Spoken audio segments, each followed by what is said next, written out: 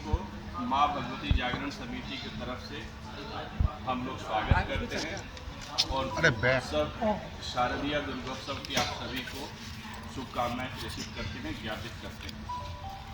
आज इस press conference के माध्यम से आपके द्वारा हम समस्त सिलीगुड़ी और उत्तरबंग वासियों को ये बताना चाहते हैं कि आगामी 7 अक्टूबर से 12 अक्टूबर तक माँ भगवती जागरण समिति द्वारा जागरण एवं दुर्गोत्सव जागरण महोत्सव सह दुर्गोत्सव का आयोजन होने जा रहा है। उत्तर पूर्वी भारत का प्रवेश द्वार है धर्मनगर सिलीगुड़ी और सिलीगुड़ी का यह जागरण महोत्सव उत्तर पूर्वी भारत का सबसे विशाल जागरण महोत्सव है। माँ दुर्गा के जागरण, ऐसे भव्य जागरण इवन कोलकाता में भी बहुत कम देखने को मिलते हैं आज की तारीख में। और इस बार हम लोग जागरण 7 अक्टूबर को जागरण होगा, जिसमें भारत के विख्यात भजन गायक बीकानेर से श्री प्रवेश शर्मा, अहमदाबाद से श्रीमती नेतल शर्मा और कोलकाता से आ रहे हैं नवीन जोशी और साहिल शर्मा।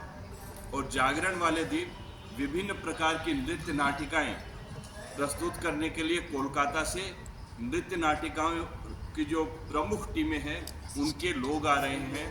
और 7 तारीख को सारी रात जागरण चलेगा और सुबह माता तारा रानी की कथा सुबह 5 बजे होगी। उसके बाद आरती के माध्यम से प्रथम दिवस का कार्यक्रम समापन होगा।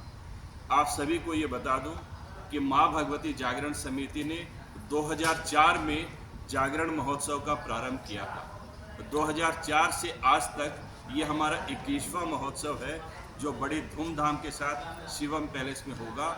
सिलीगुड़ी में दुर्गोत्सव का मतलब जागरण प्रेमियों के लिए शिल्पांचल ये शिवम पैलेस में आना एक जरूरी अध्याय, जरूरी काम हो गया है। शिवम पैलेस में आए बिना माता रानी के भक्तों का जागरण या दुर्गोत्सव पूरा नहीं होता, ऐसी मान्यता होने लगी है।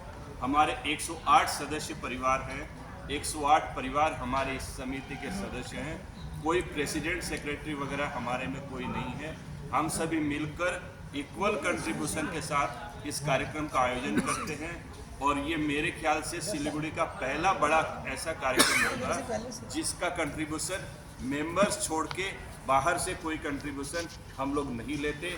बाहर से माननीय दीदी जो दुर्गा पूजा के समय अनुदान देती है वो हमें मिलता है, वो हम स्वीकार करते हैं। इसके अलावा कोई पैसा हम लोग बाहर से नहीं लेते। और इस बार का जागरण महोत्सव 7 अक्टूबर को है। फिर 8 अक्टूबर को सायंकालीन भजन संध्या है, शाम को 7 बजे भजन संध्या प्रारंभ होगी। सप्तमी, अष्टमी, नवमी 3 दिन यहाँ भारी संख्या में भक्तों की अपार भीड़ होती है, जो दुर्गोत्सव का आनंद लेने आते हैं। और दुर्गोत्सव का जो आनंद लेने आते हैं उनके मध्य खिचड़ी का महाप्रसाद हम लोग वितरण करते हैं। प्रतिदिन हजारों लोगों को हम लोग खिचड़ी का प्रसाद देते हैं। नवमी के दिन, अष्टमी, सप्तमी तीनों दिन भक्तों की भरमार लगी रहती है। और विजयादशमी को उत्साह के साथ और इस वेदना के साथ और वापस 1 साल बाद माँ फिर आएंगी, इस कामना के साथ हम लोग विसर्जन का कार्यक्रम करते हैं। 108 सदस्य परिवारों को लेकर चलने वाला ये उत्तर पूर्वी भारत का सबसे विशाल भगवती जागरण है। और आपके माध्यम से मैं बार बार सिलीगुड़ी और समस्त उत्तर बंगाल के लोगों से, भक्तों से अपील करता हूं कि इसमें आए। इस जागरण महोत्सव को हम लोग नवरात्र उत्सव का भी नाम देते हैं।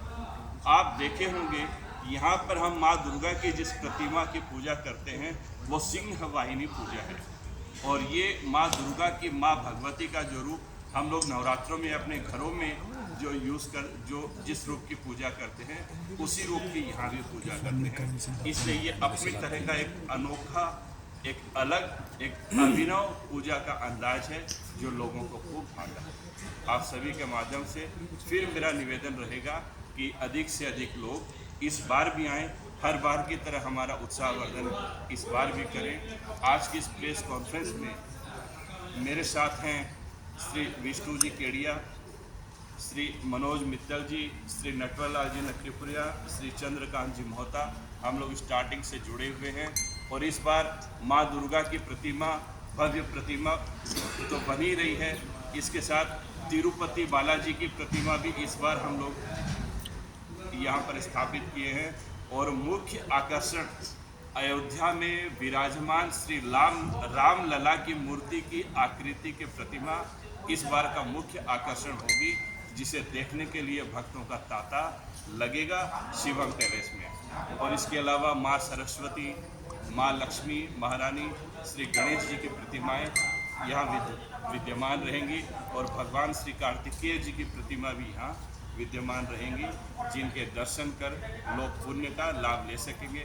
मैं फिर कहूँगा कि इस बार का विशेष आकर्षण अयोध्या धाम में विराजमान श्री राम लला की मूर्ति होगी, जिसे देखने के लिए भक्तों का तांता स्वाभाविक तौर पर लगेगा। और श्री तिरुपति बालाजी की प्रतिमा भी हम लोग पहली बार कर रहे हैं।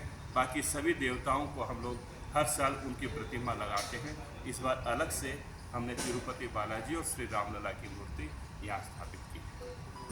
प्रत्येक वर्ष आप लोगों की तरफ ये जो पंडाल का काम आप देख रहे हैं, ये पंडाल का काम मेदिनीपुर और उड़ीसा के कलाकार कर रहे हैं। और इसमें बहुत सारे जो हमारे फल फूल जो उड़ीसा के जंगलों में पाए जाते हैं, दक्षिण बंगाल के जंगलों में पाए जाते हैं, उन फूल के बीजों का इस्तेमाल किया गया है।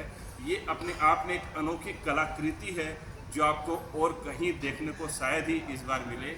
और ये कलाकार पिछले 2 महीनों से पूरी मेहनत के साथ एक एक छोटी छोटी बात को पॉइंट आउट करते हुए, एक एक छोटी छोटी बात का ख्याल रखते हुए, ध्यान रखते हुए इस पंडाल का निर्माण कर रहे हैं। और शिवम पैलेस पे हम लोग हर साल करते ही हैं। और शिवम पैलेस का पूरा प्रांगण पूजा के अवसर पर, दुर्गोत्सव के अवसर पर भक्तों की भीड़ से खचाखच भरा रहता है। और ये भीड़ हमें उत्साहित करती है कि हर साल हम कुछ न कुछ नया करने की दिशा में प्रेरित रहते हैं और करते हैं। और कोई आपका